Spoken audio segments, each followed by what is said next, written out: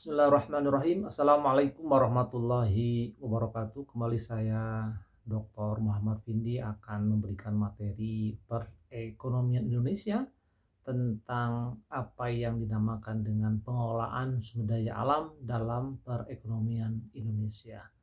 Kita akan mulai dulu sebuah pendahuluan tentang bagaimana permasalahan yang kita hadapi pada saat ini.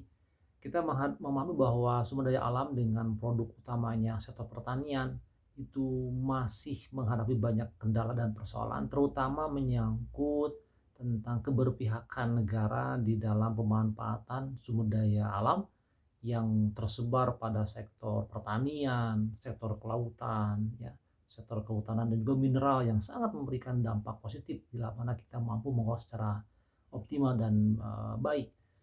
Nah, kita melihat bahwa sumbangsi atau share ya sektor pertanian terhadap PDB di tahun 2020 itu masih berkisar 13,7%. Katakanlah kita katakan sebagai 14% ya. Tapi kalau kita melihat bagaimana sumbangsi sektor industri manufaktur non agro yaitu sudah bergerak ke 20% kurang lebih.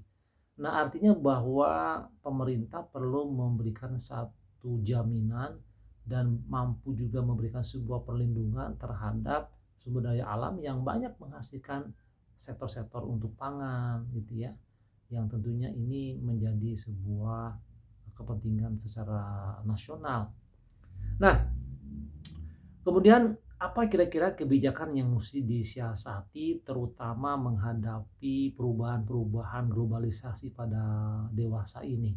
Jadi ada 3 permasalahan yang juga menjadi sebuah kebijakan yang disiapkan. Pertama adalah perubahan globalisasi yang semakin deras yang tentunya ini memerlukan sebuah concern bersama, tidak hanya pemerintah juga masyarakat dan swasta.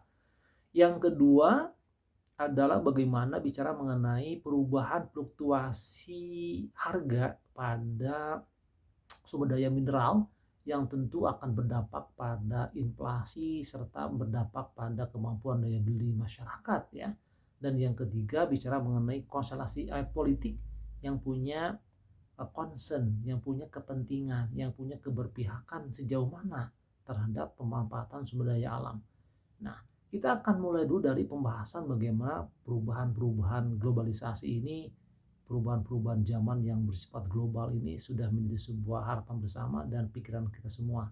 Nah, Indonesia sebagai sebuah bangsa besar dengan luasan 2/3 laut ya dan juga sepertiga daratan yang banyak memberikan sebuah nilai ekonomi secara energi dan kelautan dan kehutanan, tentunya perlu untuk menyiasati bahwa semua bangsa memiliki kepentingan untuk memanfaatkan sumber daya alam.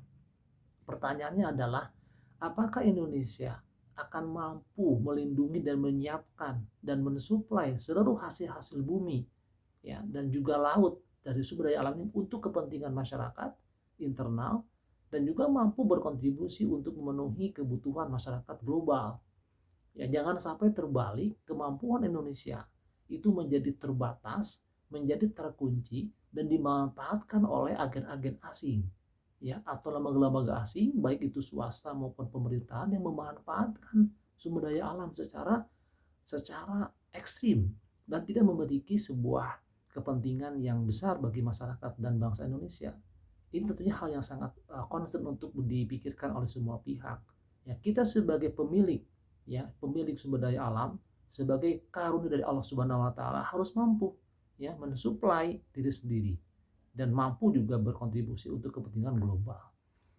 Nah, yang kedua, fluktuasi nilai migas ya. Dari sisi fluktuasi harga, fluktuasi jumlah, tentunya memerlukan sebuah pemikiran ya. Bagaimana bangsa Indonesia pada saat sekarang harus memulai sebuah konsep ya yang dinamakan dengan pemikiran industri yang berhaluan pada pengetahuan ya.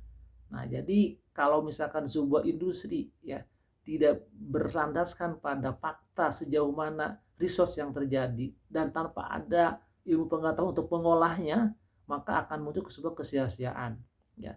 Artinya begini, akan muncul sebuah fakta bahwa sumber daya alam habis, tapi kita tidak punya apa-apa pun gitu. Tidak punya habis, tapi tidak punya hasil apapun.